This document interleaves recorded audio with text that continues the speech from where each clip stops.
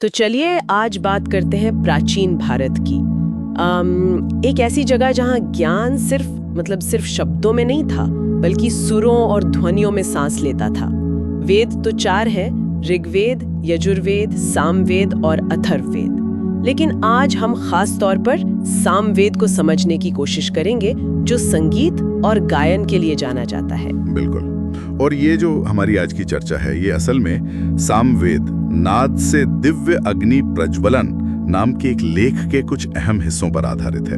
कोशिश यही रहेगी कि सामवेद की कहानी, उसकी जो संगीत में अहमियत है और भारतीय संगीत पर उसका क्या असर रहा, उसे समझें। हाँ, और इसकी शुरुआत ही बड़ी मजेदार कहानी से होती है। सोचिए, एक बहुत बड़ा यज्ञ हो रहा है शांति समृद्धि के लिए। ऋग्वेद के मंत्र पढ़े जा रहे हैं एकदम शुद्ध उच्चारण के साथ, लेकिन कुछ सही नहीं हो रहा। जी, ये महासोम यज्ञ था, बड़े ज्ञानी पुरोहित थे, तैयारियां सब पूरी थी, पर हुआ ये कि यज्ञ की वेदी में अग्नि वो जली ही नहीं। सब हैरान थे, समझ ही नहीं आ रहा था कि चूक कहाँ हुई। और यहीं पर कहानी में एक, कह सकते हैं, नाटकीय मोड़ आता है। कहते हैं कि तभी कहीं से दिव्य संगीत की धुनें आने लगी और देवर्षि नारद वहां प्रकट हुए अपनी वीणा के साथ। उन्होंने क्या देखा, क्या कहा फिर? हाँ, नारद मुनि पहुंचे और उन्होंने स्थिति को भांप लिया। उन्होंने बस इतना कहा, शब्द तो है यहाँ पर इनमें आत्मा कहाँ है, वो गूंज कहाँ है? उनका इशारा साफ था, मंत्र तो सही थे, पर उनमें संगीत और जो भावना होनी चाहिए वो गायब थी। तो उन्होंने क्या किया? कोई नए मंत्र सुझाए? नहीं, यही तो खास बात है। उन्होंने कोई नए मंत्र नहीं दिए, उन्होंने उन्हीं ऋग्वैदिक ऋचाओं को लिया। अच्छा, वही वाली? हाँ, वही वाली। लेकिन उन्हें सामवेद के अपने खास संगीतमय अंदाज में एक अलग तरीके से गाना शुरू किया। इसमें सिर्फ मीठापन नहीं था, इसमें सही स्वर थे, सही लय थी और सबसे जरूरी गहरी भक्ति वाली भावना थी। ये सिर्फ गाना नहीं था, ये आवाज के जरिए ब्रह्मांडीय ऊर्जाओं से जुड़ने का एक तरीका था। और फिर क्या हुआ जैसे ही सामवेद के स्वर गूंजे? बिल्कुल, कहते हैं कि जैसे ही वो गायन शुरू हुआ, यज्ञ कुंड में अग्नि एकदम से धधक उठी, देवता खुश हुए, आसमान साफ हुआ और बारिश की फुहारें भी पड़ने लगी। तो ये घटना एक प्रतीक बन गई कि सिर्फ सही शब्द बोलना काफी नहीं। जब शब्द, संगीत और सच्ची भावना मिलते हैं, तभी कोई प्रार्थना या अनुष्ठान पूरा होता है। सामवेद ने वो जान डाल दी उसमें। ये तो वाकई अद्भुत है। तो ये सामवेद जो आवाज से इतना कुछ कर सकता है, ये असल में है क्या? इसके बारे में कुछ और बताइए। हाँ, तो देखिए, इसे दुनिया का सबसे पुराना ज्ञात संगीत का ग्रंथ माना जाता है। इसमें लगभग 1875 छंद हैं और इनमें से ज्यादातर, जैसा मैंने कहा, ऋग्वेद से ही लिए गए हैं। लेकिन उन्हें गाने के लिए एक तरह से दोबारा व्यवस्थित किया गया है, एक म्यूजिकल स्ट्रक्चर दिया गया है।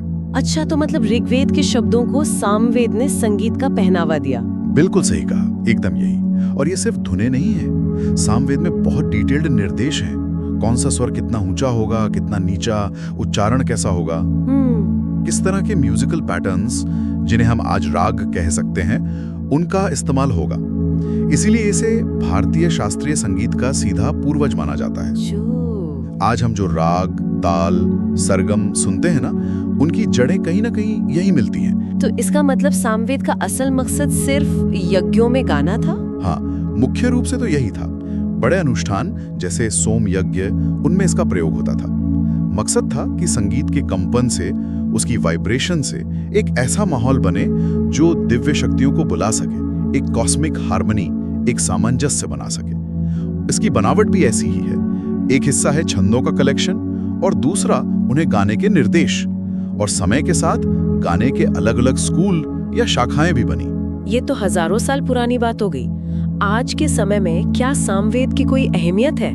क्या ये आज भी प्रासंगिक है? मेरे ख्याल से बिल्कुल है। ये जो सोच है कि संगीत पवित्र है, कि उसमें हीलिंग पावर है, मन शांत करने की, एकाग्रता बढ़ाने की, चेतना को ऊपर उठाने की शक्ति है, ये सब कहीं ना कहीं सामवेद की देन है। सही बात है। हाँ, आज भी जो हमारा क्लासिकल म्यूजिक है, चाहे वो कर्नाटक हो या हिंदुस्तानी, उसमें उन पुराने संगीत के सिद्धांतों की गूंज सुनाई देती है। विद्वान आज भी संगीत की जो आध्यात्मिक जड़ें हैं, उन्हें समझने के लिए सामवेद को पढ़ते हैं, उसका अध्ययन करते हैं। तो कुल मिलाकर सामवेद हमें ये सिखाता है कि भावना के बिना शब्द शायद उतने असरदार नहीं होते, लेकिन जब उन्हें संगीत का साथ मिलता है तो उनमें वो शक्ति आ जाती है कि वो सचमुच अग्नि प्रज्वलित कर सकें, शायद हमारे अंदर की भी। एकदम सही कहा। ध्वनि ही तो सृष्टि का आधार मानी गई है कई परंपराओं में, और संगीत के जरिए हम शायद उसी ब्रह्मांडीय गीत को दोहराते हैं। और यहीं पर एक सवाल उठता है सोचने के लिए कि ध्वनि से यथार्थ को बदलने का ये जो हजारों साल पुराना विचार है, वो आज संगीत की शक्ति के बारे में हमारी समझ से कैसे जुड़ता है? क्या आज भी संगीत, कोई भी संगीत, हमारे जीवन में वैसी ही दिव्य अग्नि जला सकता है? प्रेरणा की, शांति की या ऊर्जा की? ये सोचने वाली बात है।